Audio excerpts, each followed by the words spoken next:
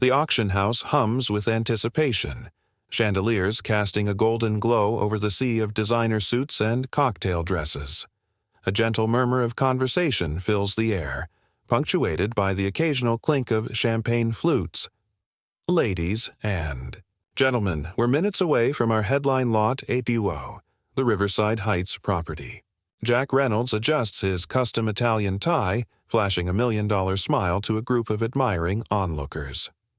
"Biggest acquisition of the year, and it's already got my name on it," he announces, loud enough for nearby bidders to hear.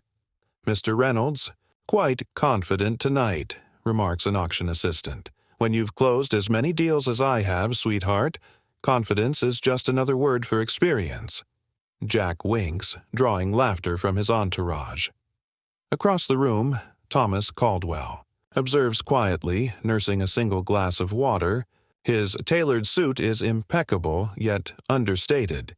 He reviews the property portfolio one final time, making small notations in the margins.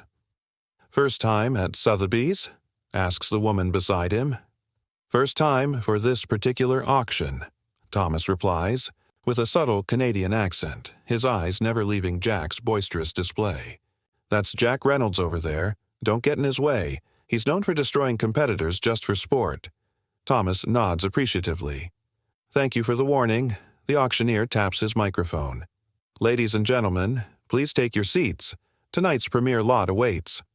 Jack strides to his front row seat, pausing as he notices Thomas in the third row. Well, looks like we've got tourists at the big boy table tonight." He extends his hand with exaggerated courtesy. "Jack Reynolds. But you probably already knew that." Thomas accepts the handshake with a firm grip. "Thomas Caldwell." "Caldwell? Never heard of you. What brings you to New York? Sightseeing?" "Business, Mr. Reynolds. Same as you." Jack's laugh echoes through the room. "Listen, Tima. Thomas, whatever. Word of advice? Don't waste your bid card on this one.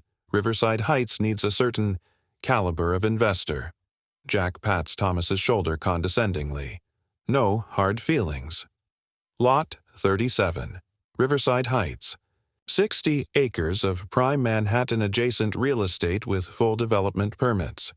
We'll start the bidding at $20 million. Jack raises his bid card immediately. 25, he calls without hesitation. Several other cards go up, but Jack's confidence never wavers. Each time a bid comes in, he counters swiftly, his eyes scanning the room for challengers. 40 million, calls a voice from the third row. Jack turns to see Thomas with his bid card raised.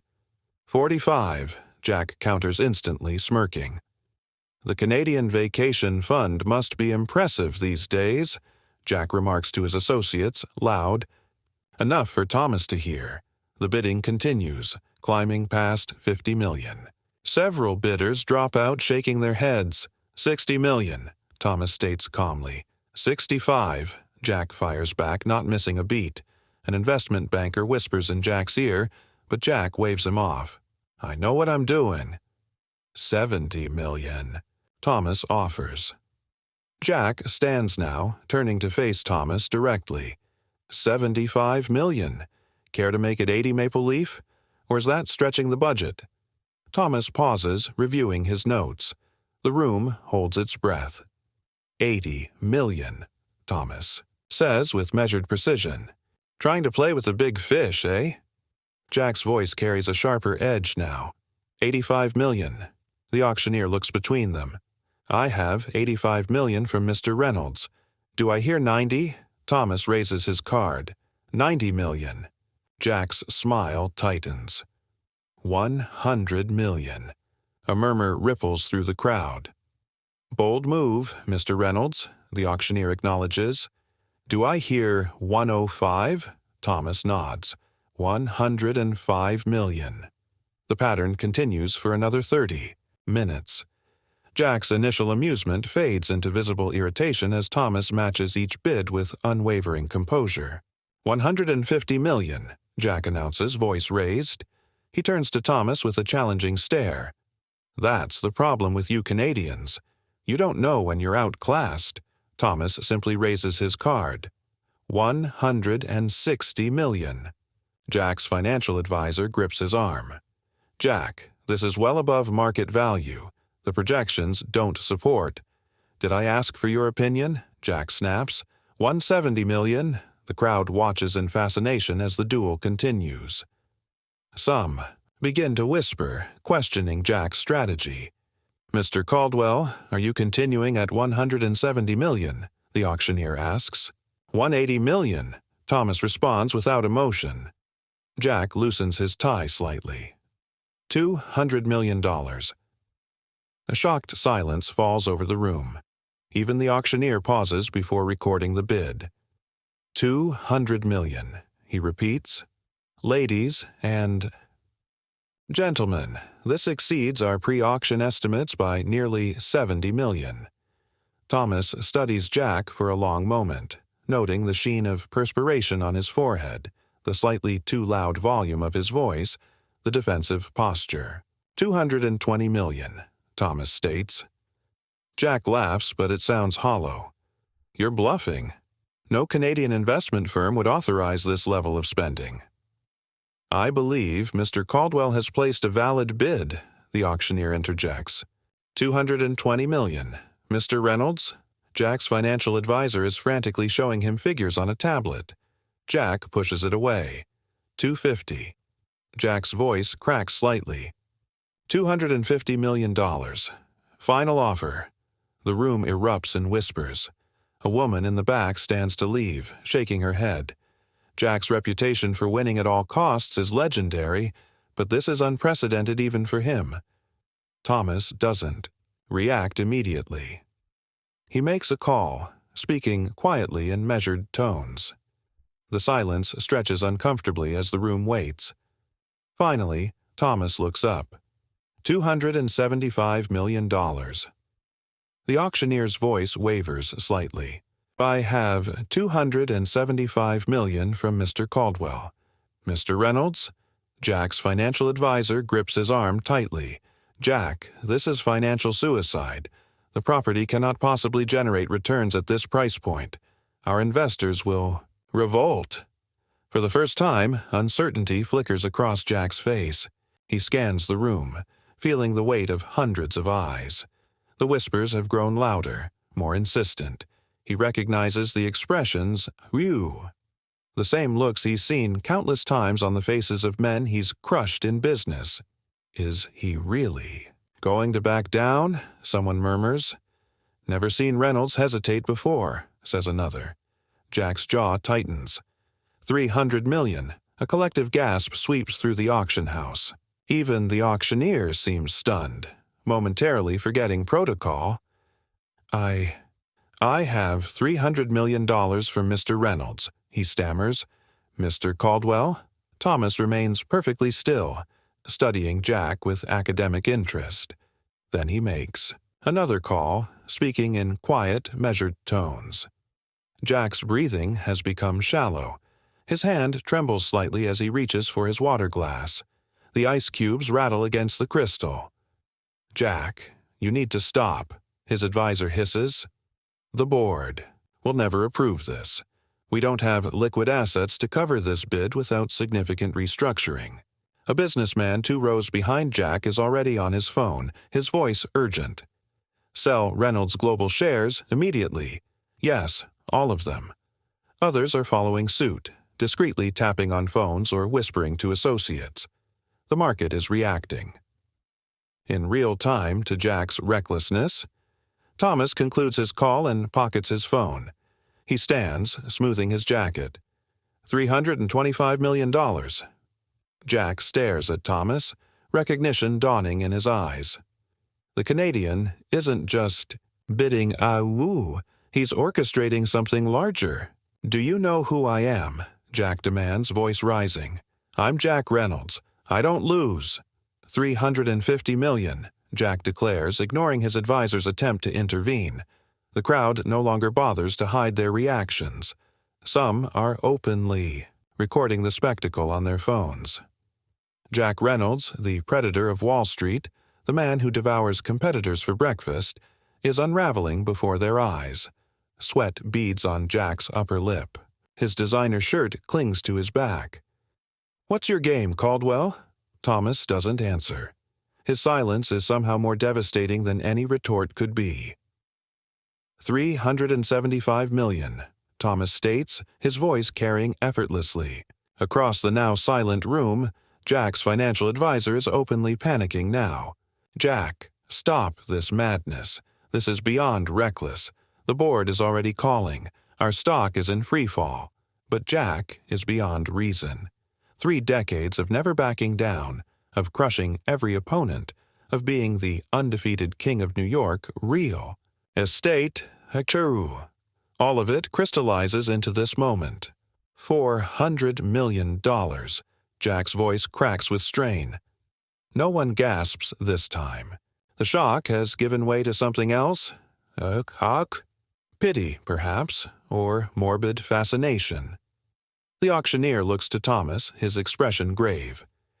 "Mr. Caldwell, I have $400 million from Mr. Reynolds. Do you wish to continue?"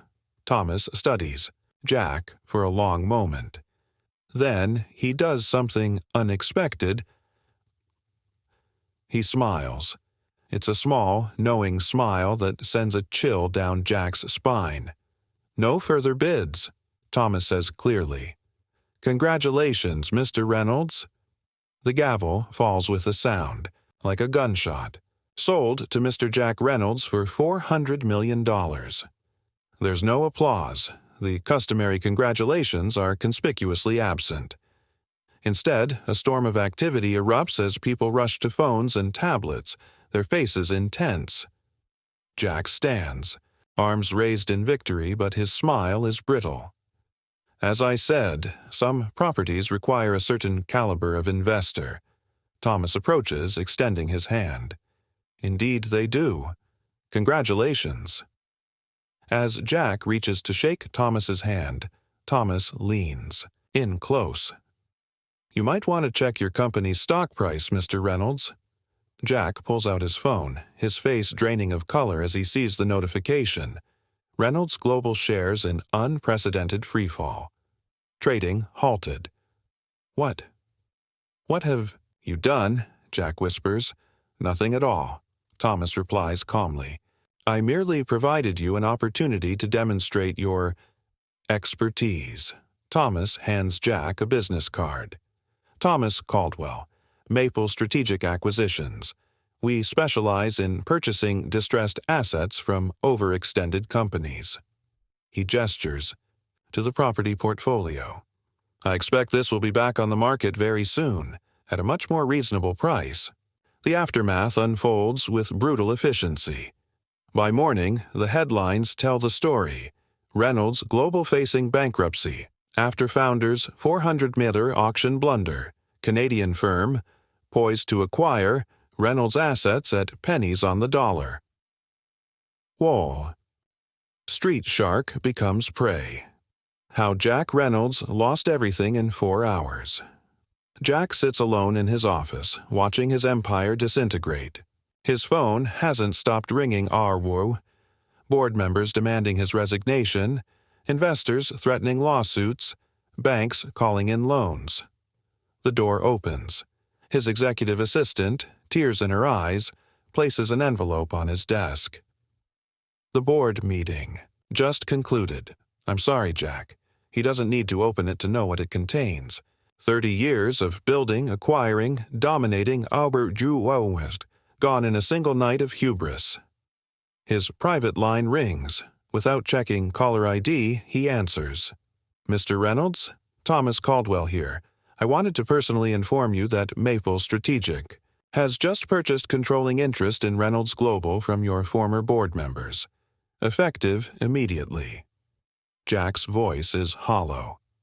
"You planned this from the beginning?" "Not entirely. We had identified your company as potentially vulnerable, but needed the right catalyst. Your public behavior at the auction provided exactly that opportunity. You never wanted the property. On the contrary, I very much wanted it. Just not at that price. I expect we'll acquire it from your bankruptcy proceedings for roughly $60 million. Its actual market value. The line goes silent for a moment. Why? Jack finally asks. Why me? 6 months ago, you purchased Henderson Development in Toronto. You fired 200 employees on Christmas Eve, called Canadians economic pushovers, in your press statement. Thomas's voice remains professional, but with an undercurrent of steel. One of those employees was my brother. Sometimes, Mr. Reynolds, the people you dismiss remember your name. The line goes dead. Jack sits motionless, staring at the Manhattan skyline, a view he will soon lose. 3 months later, Thomas stands in the newly renovated Riverside Heights Welcome Center. The development has been completely reimagined, affordable. Housing mixed with green space and community facilities. His phone rings. Mr. Caldwell, your guest has arrived. Jack Reynolds enters, diminished but not defeated. Gone are the $1,000 suits and arrogant swagger. He carries himself with the cautious dignity of a man rebuilding from ashes. Thank you for agreeing to meet, Jack says, extending his hand. Thomas accepts the handshake. Your proposal was compelling. I've learned some expensive lessons about humility and strategy. Thomas nods. The affordable housing initiative you've designed has merit. Your experience could be valuable to its implementation. I understand I'd be working under your direction. Yes, starting at the community liaison level, the same position my brother held before you eliminated it. Jack takes a deep breath. I accept your terms. Thomas studies him carefully. The position begins at entry level. It may take years to rebuild what you lost, if ever. I understand. Thomas hands him an employee badge. Monday, 8 a.m., don't be late. As Jack turns to leave, Thomas calls after him. Mr. Reynolds? Jack pauses. In business, as in life, the loudest voice in the room is rarely the most strategic. Remember that? Jack nods, a flicker of his old fire returning to his eyes. I won't. Forget again. Thomas watches him leave, then turns back to the window overlooking the development, a monument not to victory over an opponent, but to the quiet power of patient strategy over impulsive arrogance. Some lessons cost more than money. Some victories aren't measured in dollars. The New York skyline stretches before him, a complex ecosystem of ambition and opportunity. Somewhere in that landscape, a humbled tycoon begins again, and the quiet Canadian returns to his calculations, already focused on the next move in a game that never truly ends.